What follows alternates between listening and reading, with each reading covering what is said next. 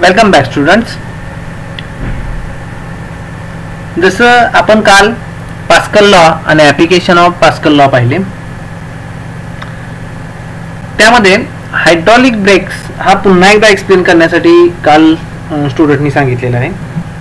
तर आपण hydraulic breaks पुन्हा एकदा एक्सप्लेन करूया आणि नंतर नेक्स्ट पॉइंट चालू करूया. Hydraulic brakes is the application of Pascal's law. Pascal law काय सांगतो? when the pressure is applied at any point on an enclosed fluid at rest is transmitted equally and undiminished to every point. म्हणजे जर मी pressure apply केले एखाद्या closed लिक्विडला तर प्रत्येक पॉइंटला same pressure लागतं, बरोबर आहे. तर याचा उपयोग करून आपण पहिलं ऍप्लिकेशन पाहिलं हायड्रॉलिक लिफ्ट. आता हायड्रॉलिक ब्रेक्स बद्दल बोलायचं आहे. हायड्रॉलिक ब्रेक्सला काय आहे बाळांनो, ही स्कीमॅटिक डायग्राम दिली आहे. ओके, तर हा ब्रेक पॅडल आहे. तुम्ही जर फोर व्हीलर मध्ये बसला असेल तर ड्रायव्हर सीटच्या शेजारी जो असतो तो ड्रायव्हर सीटच्या खाली असतो तो ब्रेक पेडल असतो. ठीक आहे. हा ब्रेक पेडल तो पायाने काय करतो, प्रेस करतो. ठीक आहे. त्याच्या पुढे मास्टर सिलेंडर आहे. Okay, in this master cylinder A1 is the area. हा मास्टर सिलेंडर आहे, त्याचा एरिया किती आहे, A1. आणि याला कनेक्टिंग हायड्रॉलिक ट्यूब्स असतात. त्या कशाला कनेक्ट केलेल्या असतात, तर 4 स्लेव्ह सिलेंडरला. हे 4 स्लेव्ह सिलेंडर म्हणजे काय आहे, तर हे प्रत्येक टायरचे सिलेंडर्स आहेत, टायरचे शेजारी. याच्या पुढे एक रबरचं पॅड असतं जे त्या डिस्कला जवळ असतं. एक डिस्क असते, टायर गोल फिरत असतो ना इथं. आता हे समजा इथलं जे व्हील आहे ते गोल फिरतंय तर त्याला एक डिस्क असते. ठीक आहे, या डिस्कला हे पॅडल असतं. when we apply the brake pedal by force F1, काय केलं जातं, याच्यावर F1 प्रेस केला फोर्स, तर हा जो पिस्टन आहे हा पुढे सरकला जाणार. ठीक आहे. हा जर पिस्टन पुढे सरकला गेला तर इथल्या लिक्विडला प्रेशर क्रिएट होणार. Okay, which the pressure is P is equal to F1 upon A1. इथलं प्रेशर किती पकडलं आपण, P is equal to F1 upon A1. हेच प्रेशर या सगळ्या ट्यूब्स थ्रू प्रत्येक स्लेव्ह सिलेंडरला जाणार. आता फॉर एक्झाम्पल याला पकडूया, हे सेम आहे सगळ्याला, आपण याचं डिस्कशन करूया. तर इथं प्रेशर P आल्यानंतर याचा एरिया A1 एरिया हा कमी असतो आणि A2 एरिया हा जास्त असतो, जसं सेम इथं होतं तसं. When we apply and small force मी अप्लाय केला तर प्रेशर सेम गेल्यामुळं इथं फॉर्म्युला येतो F2 इज इक्वल टू, इथं लागणार जो F2 आहे, हा जो पिस्टन पुढे जाणार आहे, पुढे सरकणार आहे, तो किती फोर्स सरकणार आहे, F2 ने. F2 इज इक्वल टू काय फॉर्म्युला येणार बाळांनो, तर P इंटू A2, कारण की प्रेशरचा formula P is equal to F upon A, F is equal to P into A.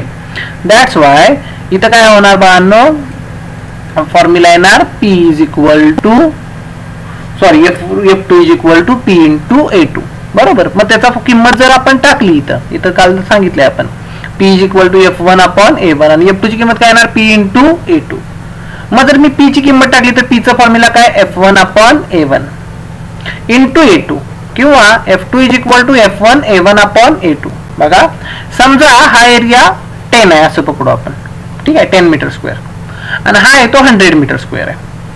जर मी इथं 2 फोर्स लावला तर F1 जर 2 असेल, F1 2 आहे, A2 100 आहे, A1 10 आहे, तर F2 20 येतोय बाळांनो. म्हणजे 2 फोर्स लावला तर 20 फोर्स लागतोय.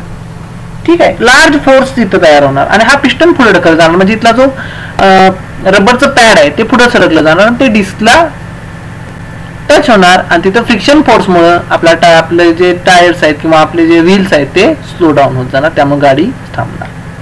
Okay, the small force applied to the brake pedal get converted into large force and slow down and stop the moving vehicle.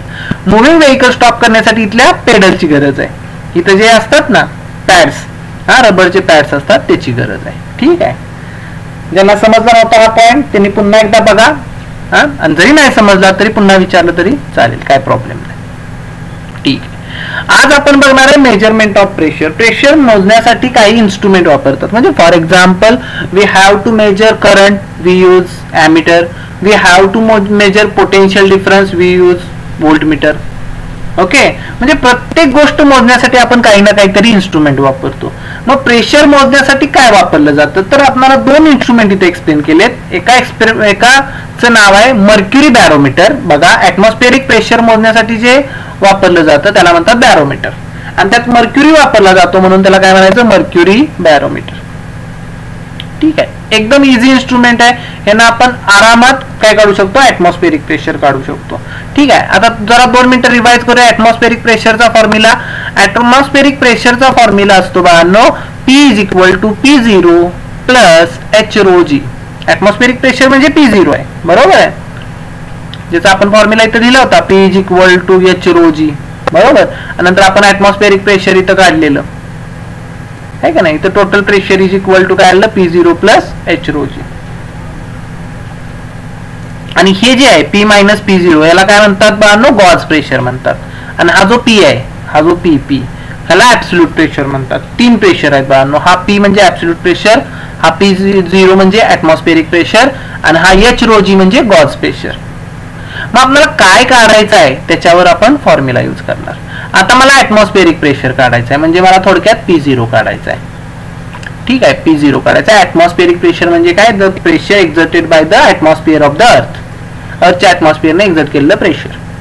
ते काढण्यासाठी आपण वापरतो त्याला, त्या युनिटला काय म्हणतात, बॅरोमीटर. याला काय म्हणायचं, बॅरोमीटर.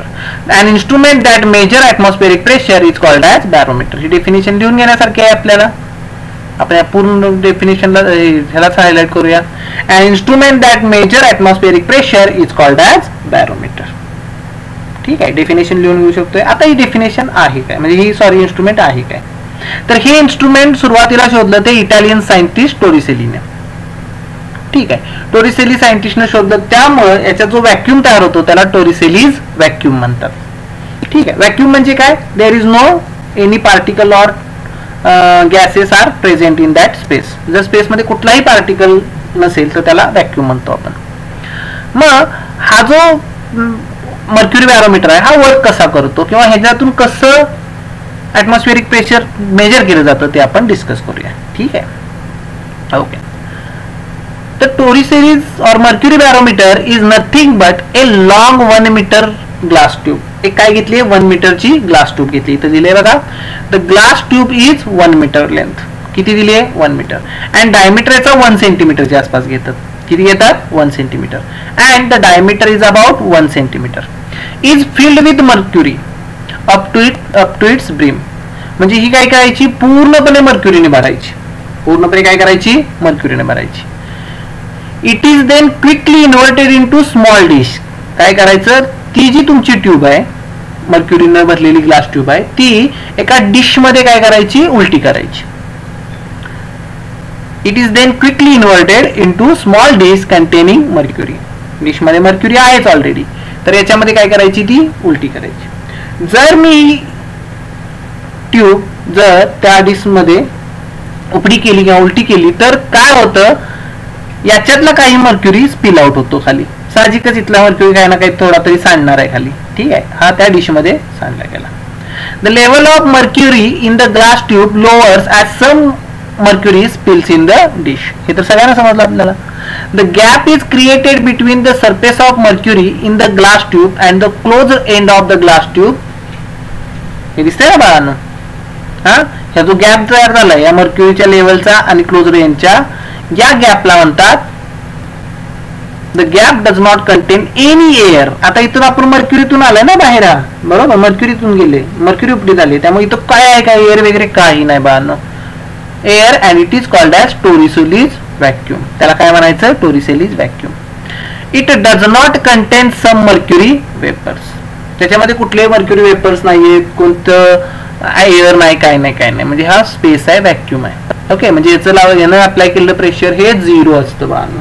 इथं काय लक्षात ठेवायचं, टोरिसेलीज व्हॉल्यूमनं जे प्रेशर अप्लाय केलंय हा व्हॅक्यूम आहे, त्यामुळे इथलं प्रेशर कंपल्सरी काय असणार आहे बाळांनो, प्रेशर मस्ट बी 0. प्रेशर काय असणार आहे, ह्या पॉइंटचं 0 असणार आहे. ठीक आहे, व्हॅक्यूम प्रेशर अप्लाय करतच नाही ना, मग ह्या ए पॉइंटला प्रेशर किती असणार आहे, 0. आता मला ऍटमॉस्फेरिक प्रेशर काढायचं आहे, तर मी काय केलं, एक सी पॉइंट इथं कन्सिडर केला ह्या सरफेसवर. आता हा इथे जे प्रेशर असणार आहे ते ऍटमॉस्फेरिक प्रेशर असणार आहे, कारण की हा ओपन टू द काय आहे, ऍटमॉस्फिअर आहे. सी पॉइंट आहे तो ओपन टू द काय आहे, ऍटमॉस्फिअर आहे. त्यामुळं कंपल्सरी तिथं जे प्रेशर असणार आहे ते ॲटमॉस्फेरिक प्रेशर असणार आहे, ते आपल्याला नोट डाऊन करून घ्यायचं आहे और ते आपल्याला कॅल्क्युलेट करायचं आहे. ठीक आहे, एकदम इझी आहे बाळांनो. एक सी पॉईंट कन्सिडर करायचा on the surface of the mercury, जिथला आपल्याला प्रेशर काढायचं आहे. त्याच लेंथला बरोबर आत एक पॉईंट कन्सिडर करूया बी. आता जर ह्या दोघांची सेम हाईट असेल किंवा सेम डिस्टन्सला असतील हे दोन, तर या दोन्हींचं प्रेशर काय असतं? सेम, कारण की प्रेशर डायरेक्टली प्रोपोर्शनल हाईटला असतं. जर हाईट सेम असेल तर प्रेशर काय? सेम. म्हणजे PB is equal to PC येणार. बघा, thus the pressure at the upper end of the mercury column inside the tube, that is pressure at point A is must be 0. आपण मगाशी हे तिथे लिहिलंय पण, ठीक आहे, इथं हायलाइट पण करूया. PA काय? 0 आहे.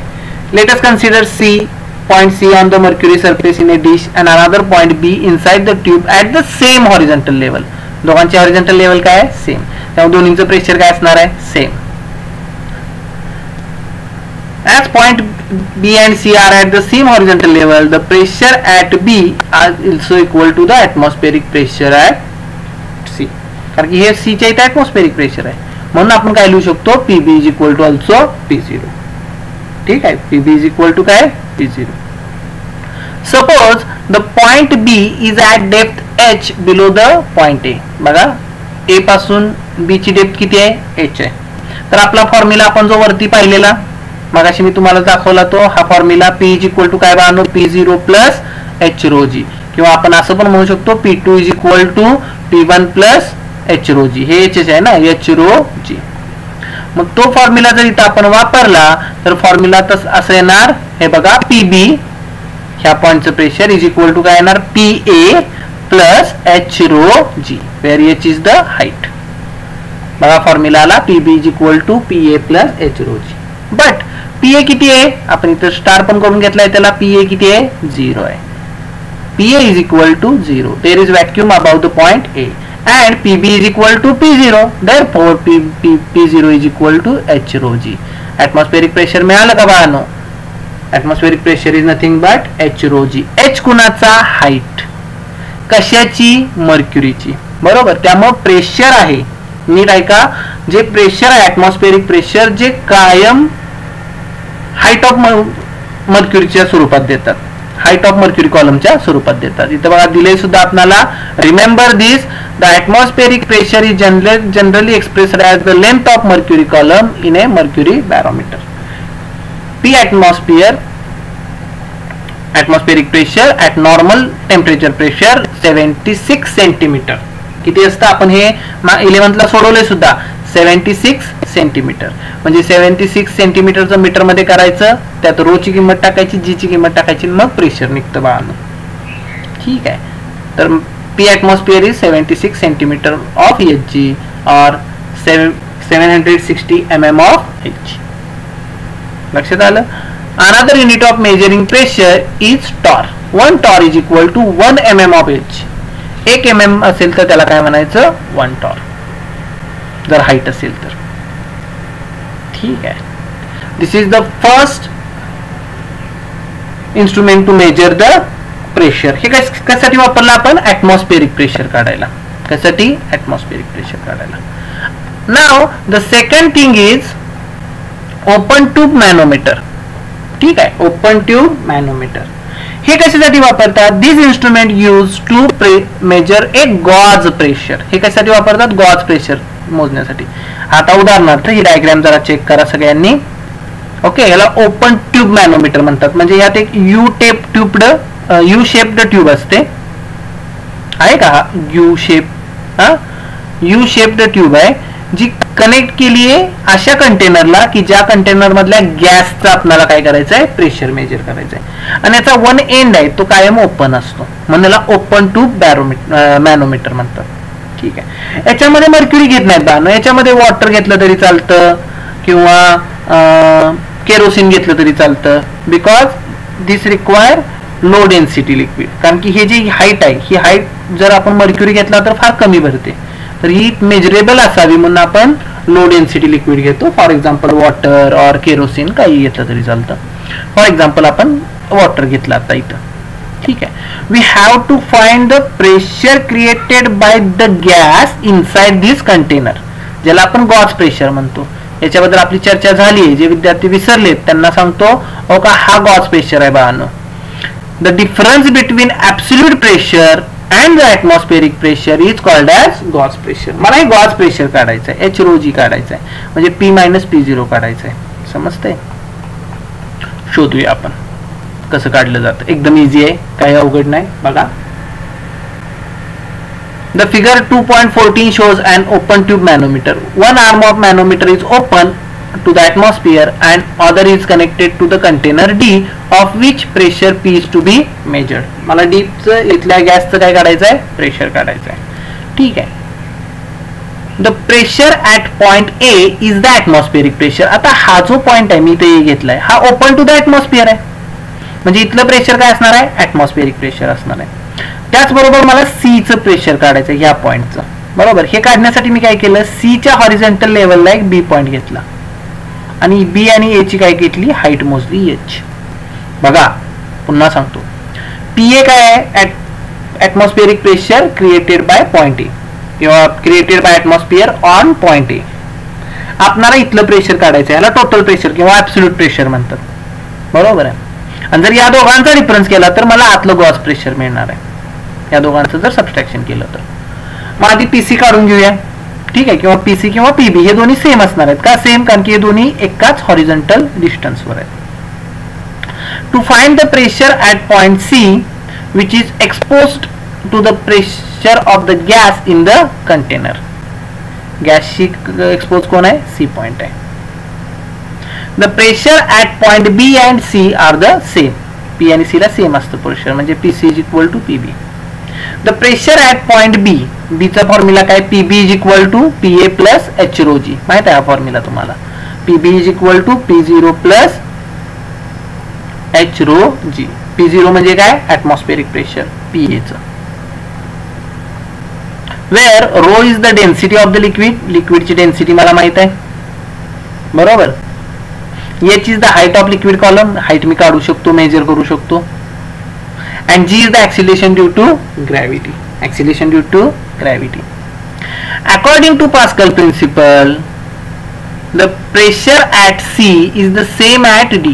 बघा, C आणि D चं प्रेशर सेम असणार, एकाच गॅसनं टाकलंय. बरोबर आहे का, एन्क्लोज्ड गॅस आहे, हा एन्क्लोज्ड फ्लुइड आहे.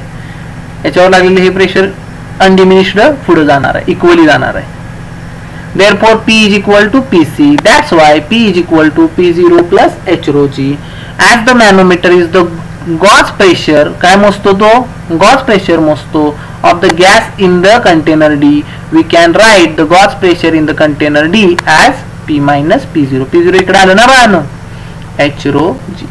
तुम्ही H rho G डायरेक्ट काढलं तरी चालतंय. म्हणजे काय करायचं, तुम्ही मॅनोमीटरला प्रेशर काढताना या गॅसचं तुम्हाला काढायचं आहे, तर काय करायचं, हे लिक्विड बघायचं, इथल्या पॉइंट वरून एक इकडे लाईन मारायची आणि इथं काय करायचं बाळांनो, हाईट मेजर करायची आणि फॉर्म्युला लिहायचा एच रो जी. याचं रो माहित असतं तुम्हाला आतलं प्रेशर मिळून जातं. This is nothing but open tube manometer. Open tube manometer काय करतो, गॉज प्रेशर काढतो.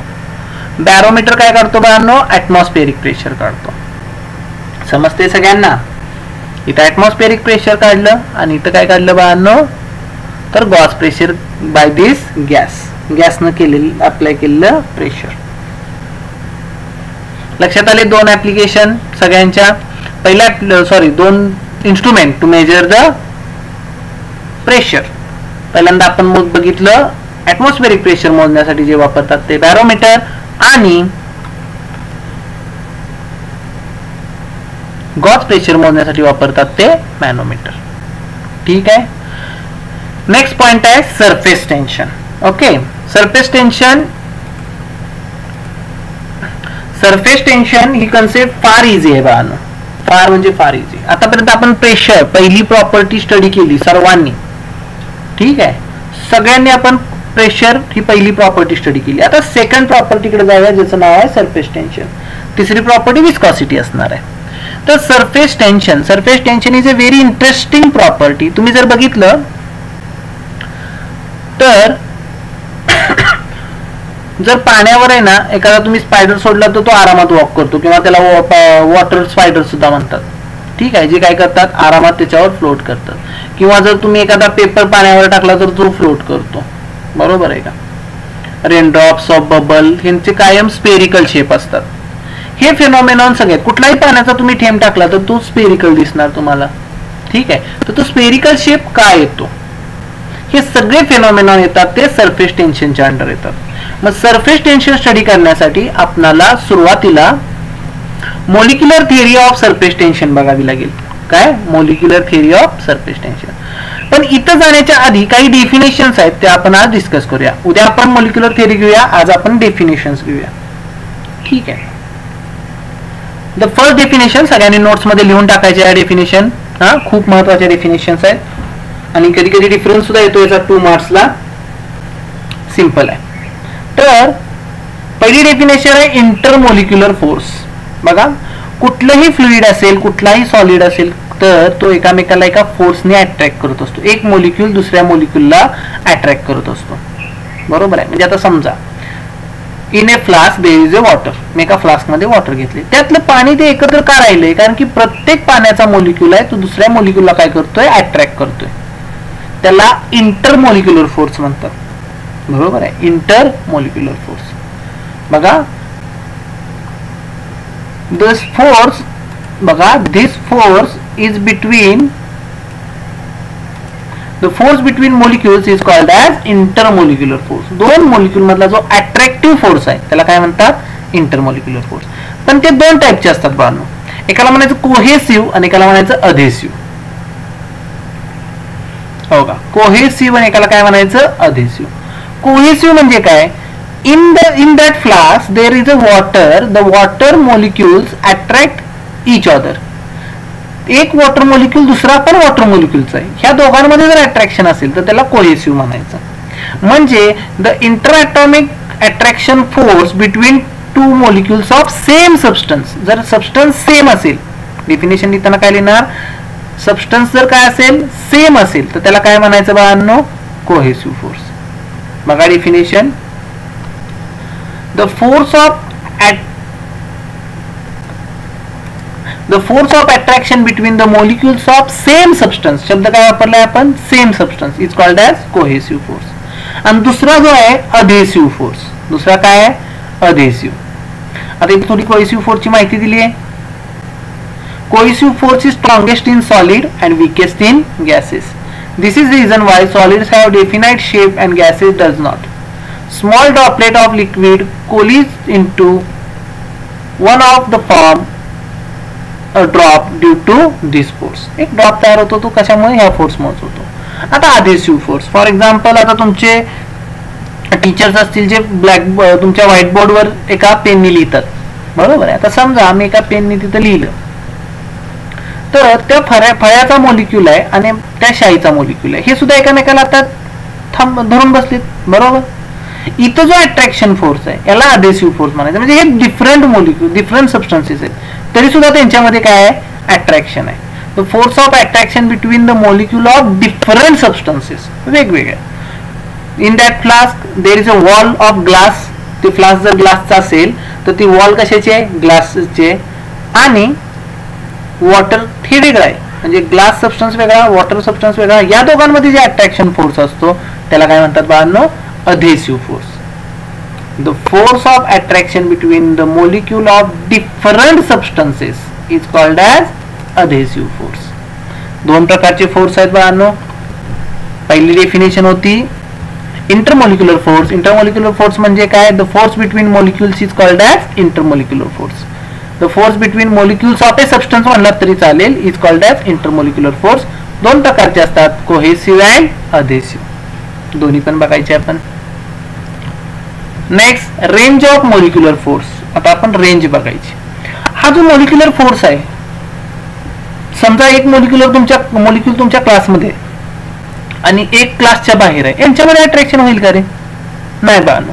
एवढ्या लांब तो फोर्स जाऊ शकत नाही. तो खूप खूप कमी डिस्टन्ससाठीच ऍप्लिकेबल असतो. सम इन मायक्रोमीटर असेल, त्याच्यापेक्षा आत असेल नॅनोमीटर, खूप कमी असेल, अँस्ट्रॉंग युनिटमध्ये असेल. खूप कमी अंतरावरच तो काय करतो, ऍक्ट होतो. बरोबर आहे. म्हणून आपण मॉलिक्यूलची काय बघतो, रेंज मॉलिक्युलर फोर्सची. समजा एखादा मॉलिक्यूल इथं मी ठेवला आहे, तसा मॉलिक्यूल आहे, तर हा जास्तीत जास्त किती डिस्टन्स पर्यंत अट्रॅक्ट करू शकतो त्याला म्हणणार आपण range. The maximum distance from the molecule up to which the molecular force is effective or effective, such a distance is called as range. Definition बघा, या सगळ्या डेफिनेशन नोट्स मध्ये लिहून घ्यायचे आहेत. The maximum distance from the molecule up to which the molecular force is effective is called as range. ठीक आहे. हा किती आहे, this is very small, few nanometer पर्यंत आहे. बघा मी तुम्हाला म्हणलं नॅनोमीटर, मायक्रोमीटर, एंगस्ट्रॉम युनिट, खूप खूप लहान पर्यंत असतो, नॅनोमीटर पर्यंत असतो. ठीक आहे. They are very short range forces. Next definition आहे स्पियर ऑफ इन्फ्लुएन्स. यासाठी थोडंसं आपल्याला इमॅजिन केलं पाहिजे. बघा, समजा इथे इथं तर ही डायग्राम बघा, इथं समजा एखादा मॉलिक्यूल आहे, इथे एक मॉलिक्यूल आहे, ही त्याची रेंज आहे. ही रेंज फक्त याच डायरेक्शनला असणार आहे का रे बाळांनो? नाही, ती या डायरेक्शनला असणार, या डायरेक्शनला, या सगळ्या डायरेक्शनला काय असणार बाळांनो, तिची रेंज असणार. जर मी त्या रेंजच्या पॉइंटचा जर सेट घेतला तर मला एक स्पियर मिळणार. सगळे पॉइंट जर मी एकत्र केले तर काय मिळणार मला, स्पियर. हा स्पियर ऍक्च्युअल आहे का? नाही. तर हा एक इमॅजिनरी स्पियर आहे. काय आहे? इमॅजिनरी स्पियर, जो आपण ड्रॉ केलाय. कसं काय, तर मॉलिक्यूलला आपण सेंटर म्हणलंय आणि रेंजला काय म्हणलंय, रॅडियस. म्हणून डेफिनेशन तयार होते बाळांनो. लास्ट डेफिनेशन घेतोय आपण ही आज. तर डेफिनेशन आहे, an imaginary sphere with a molecule is at center and radius equal to the molecular range is called as sphere of influence. बघा, an imaginary sphere with a molecule at the center and the radius equal to the molecular range is called as sphere of influence. फार जास्तीत जास्त वेळा विचारला गेलेला question आहे बघा हा. स्पियर ऑफ इन्फ्लुएन्स डेफिनेशन येतात, range, sphere of influence, angle of contact, सोप्या सोप्या डेफिनेशन आहेत, आरामात लिहू शकतो आपण. आणि हे स्पियर ऑफ इन्फ्लुएन्स आपल्याला पुढे जाऊन मॉलिक्युलर थिअरी मध्ये वापरायचे, त्यामुळे याचा चांगला अभ्यास करा. This is the sphere of influence. आता ज्या पुढच्या डेफिनेशन्स आहेत, सरफेस फिल्म आहे, नंतर फ्री सरफेस आहे, हे आपण नेक्स्ट लेक्चरला बघणार आहे. का नेक्स्ट लेक्चरला बघणार आहे? कारण की या डेफिनेशन झाल्या की लगेच आपल्याला काय करायचं आहे, थिअरी बघायची, मॉलिक्युलर थिअरी. खूप सोपी आहे बाळांनो. हे जर दोन सरफेस समजले ना, पुढची थिअरी लगेच समजते. हेच डेफिनेशन्स आपल्याला यूज होणार आहेत. Cohesive force and adhesive force, range of molecular force आणि स्पियर ऑफ इन्फ्लुएन्स, याच गोष्टी लागणार आहेत आपल्याला. नेक्स्ट लेक्चरला आपण लॅपलासची मॉलिक्युलर थिअरी बघायची. आता इथं नुसतं मॉलिक्युलर थिअरी लिहिले, पण आपल्याला जर क्वेश्चन आला तर असं येतो, explain Laplace molecular theory. Laplace या शास्त्रज्ञानं ही मॉलिक्युलर थिअरी मांडली, त्यामुळे लॅपलास मॉलिक्युलर थिअरी म्हणतो आपण त्याला. ठीक आहे. मग नेक्स्ट लेक्चरला आपण या डेफिनेशन आणि मॉलिक्युलर थिअरी बघूया. आजचे पॉईंट कळले, दोन इन्स्ट्रुमेंट समजले सर्वांना. सगळ्यांनी वाचून बघा, जर काय क्युरी आली तर विचारा मला. आणि नंतर आपण बघितल्या या डेफिनेशन. ठीक आहे, थांबूया आज.